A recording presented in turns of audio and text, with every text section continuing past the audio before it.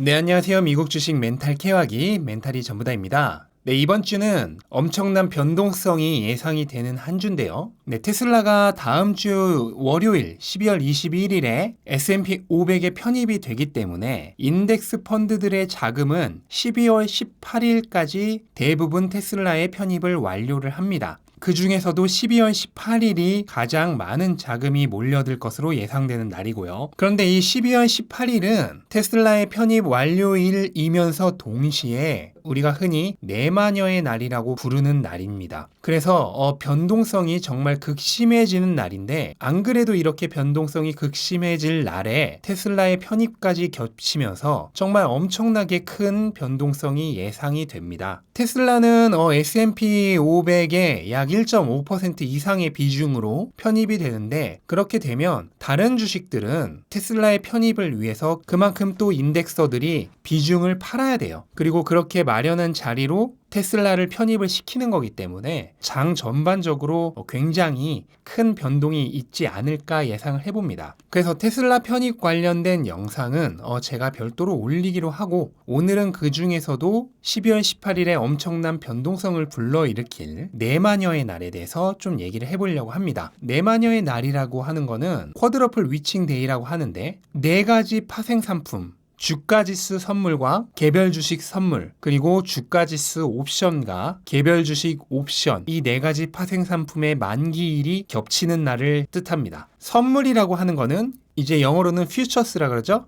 미리 선자의 물건 물자를 써서 직역하자면 미래의 물건 가격을 미리 정해놓는 겁니다. 그리고 옵션이란 거는 한마디로 얘기해서 선택권이죠. 즉 권리를 사는 걸 얘기해요. 자세한 건 뒤에 다시 얘기하기로 하고, 선물 옵션에는 만기란 게 있는데, 앞에 말한 그 네 가지 선물 옵션에 만기가 한 번에 겹치는 날이 있어요. 그게 미국에서는 3월, 6월, 9월, 12월 셋째 주 금요일입니다. 그러니까 이번 12월 18일이 되는 거죠. 참고로 한국은 3, 6, 9, 12는 똑같은데 둘째 주 목요일입니다. 그게 미국과는 좀 달라요. 선물 옵션에 대해서는 나중에 자세히 다뤄드릴 기회가 있을지 모르겠지만, 오늘은 일단 어려운 건 최대한 제쳐두고 최대한 쉽게 개념만 설명을 드리도록 하겠습니다. 우선은 선물입니다.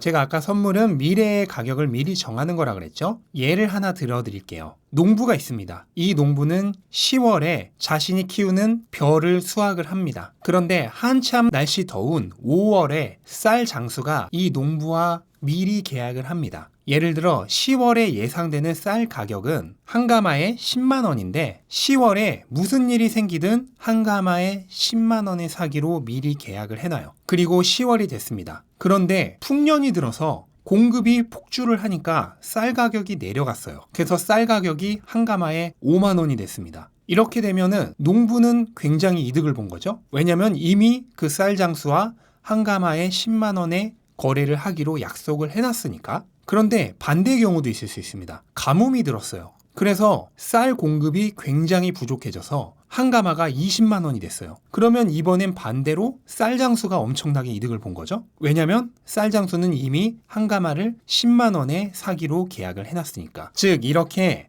미래의 가격이란 건 어떻게 될지 알 수가 없어요. 하지만 변동성을, 그 위험 리스크를 미리 해칭할 목적이던, 아니면 미래의 가격이 어떻게 될 거란 걸 예상하고 돈을 벌기 위해서 베팅을 하려던 목적이든 미리 미래의 가격을 정해놓고 싶은 사람들은 있기 마련입니다. 바로 그 사람들이 선물 계약을 하는 거예요. 그러면 주식에서는 선물이 어떻게 작동할까? 똑같다고 보시면 돼요. 한 달 후에 A라는 주식의 가격을 100원에 사고 팔기로 계약한 두 명의 매수자와 매도자가 있다고 합시다. 그리고 한 달 후에 그 주식의 가격이 120원이 됐어요. 그러면 그 주식을 100원에 사기로 한 사람은 엄청나게 이득을 보겠죠. 그런데 반대로 한 달 후에 주식의 가격이 80원이 됐어요. 그러면 그거를 100원에 사기로 한 사람은 손해를 보겠죠. 즉 주식도 앞에서 말한 농부와 쌀 장수의 얘기와 그 원리가 완전히 같습니다. 자, 그러면 옵션은 뭘까? 옵션은 선물보다 사실 훨씬 복잡해요. 그래서 최대한 간단하게 개념만 설명을 드리자면, 일단 기본적으로는 복권을 사는 거랑 똑같다고 생각을 하시면 돼요. 예를 들어 현재 100원인 주식이 있어요. 그런데 한 달 후에 그 주식을 110원에 살 수 있는 그런 권리증을 산다고 합시다. 그런데 한 달 후에 그 주식이 120원이 됐어요. 그러면 나는 그 권리증을 행사를 해서 그 주식을 110원에 사서 120원에 팔면은 이득을 보겠죠. 그런데 반대로 한 달 후에 주가가 지금이랑 똑같은 100원이에요. 그러면 그 권리증을 행사를 하면 바보죠? 100원짜리를 110원에 사는 게 되니까. 그러니까 그때는 그 권리증을 행사를 안 하겠죠. 이때 그 권리증은 그냥 공짜로 얻어지는 게 아니라 당연히 권리증을 파는 사람에게 돈을 주고 사는 겁니다. 복권처럼. 이 복권의 가격을 우리가 프리미엄이라고 하고 그 복권을 파는 사람을 옵션 매도자라고 합니다. 그리고 그 복권을 사는 사람을 옵션 매수자라고 해요. 그래서 옵션 매수자가 프리미엄을 지불하고 옵션 매도자로부터 옵션을 사오는 겁니다. 이게 옵션입니다. 그래서 쿼드러플 위칭데이, 내 마녀의 날은 이 선물 옵션 총 4가지의 만기가 겹쳐요. 주가지수 선물과 옵션은 말 그대로 그 가격을 주가지수, 그러니까 다우나 S&P나 나스닥 같은 그런 주가지수에 베팅을 하는 거고, 개별 주식 선물과 개별 주식 옵션은 그 가격을 각각의 개별 주식들에, 예를 들어 애플이라든지 아마존이라든지 테슬라라든지 그런 개별 주식들에 베팅을 하는 겁니다. 그러면 이 내 마녀의 날은 왜 변동성이 심할까?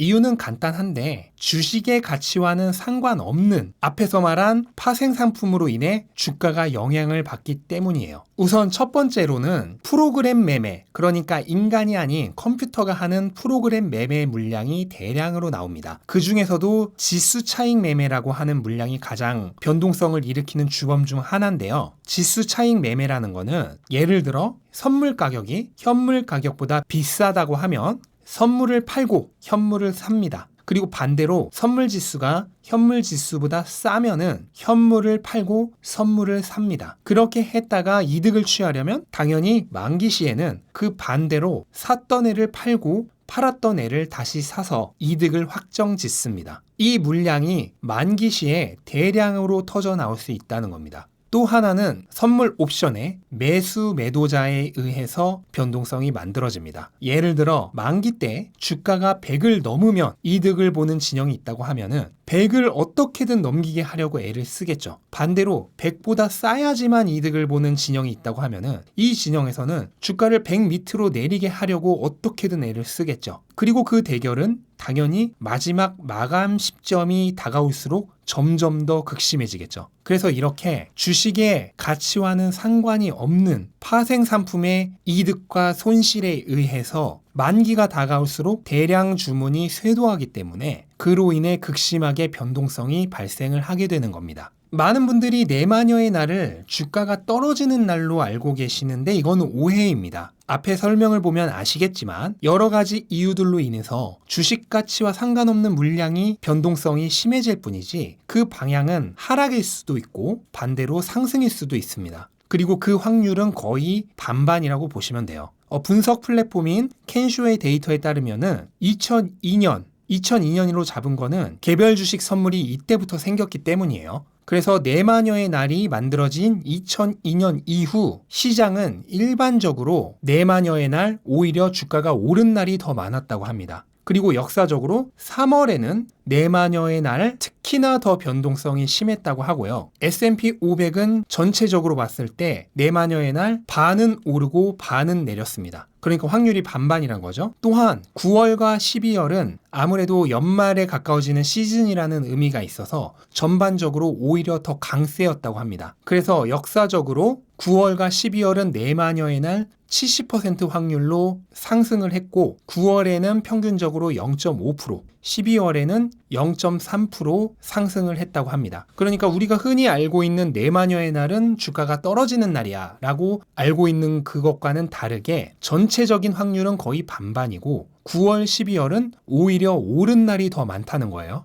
네, 하지만 어쨌든 이 내 마녀의 날은 주식의 가치와는 상관없는 파생 상품에 의한 주문으로 인해서 주가가 변동을 하는 날입니다. 그러니까 그 변동성은 예측이 불가하고요. 특히나 이번 12월 18일의 경우에는 S&P 500의 리밸런싱까지 겹치는데 하필 테슬라라고 하는 초거대 기업의 편입이 포함되어 있어서 더욱더 그 변동성은 극심할 것이다. 그렇게 생각을 하시면 되겠고, 단 변동성이 극심하다는 것이지 주가가 내릴지 오를지는 아무도 모르는 겁니다. 만약에 본인이 그 변동성이 싫다고 하신다면은 미리 사전에 액션을 취하는 것은 개인의 자유입니다. 그리고 저의 추천은 예측할 수 없는 변동성을 가지고 함부로 움직이지 않고 그냥 바이 앤 홀드 하는 거. 저는 이거를 개인적으로 가장 추천을 드립니다. 네, 이상입니다. 영상 도움이 되셨다면 구독과 좋아요 부탁드리고 이만 마치겠습니다. 영상 끝까지 시청해 주셔서 감사합니다.